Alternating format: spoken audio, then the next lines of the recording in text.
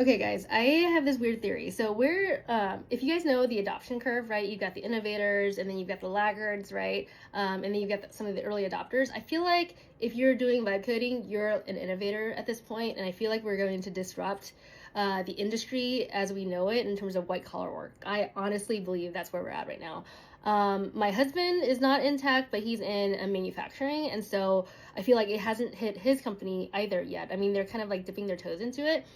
And so I feel like we're at this wave. And if you're in the know with vibe coding, with what LLMs can do, like not just like type, if you understand that like it's a harness, like in the tools that you use, not necessarily the model that you use, but the tools that you use, whether you're using Claude in Kiro IDE or you're using I don't know, like OpenAI in, let's say, Visual Studio Code, it's the harness that's gonna make whoever it is that's doing the work a ton of money. And I feel like at this adoption curve, we're at this innovation stage. And if you're in the know, you're in the know, but you're also wasting time experimenting because people who are like the early adopters or like, in the middle of the curve, they're waiting so that they're not having to test all this stuff. But I feel as though if you are waiting, you're missing an opportune time to figure out what the solution to whatever the problem is. Okay, so and then what I've also found is that the people who have the tools, like they have 1 million tokens that they can use at work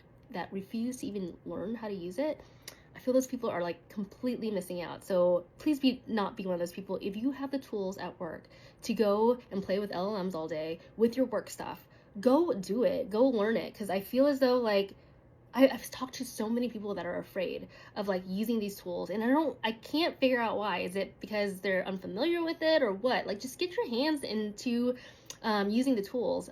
Anyway, that's my soapbox for the day.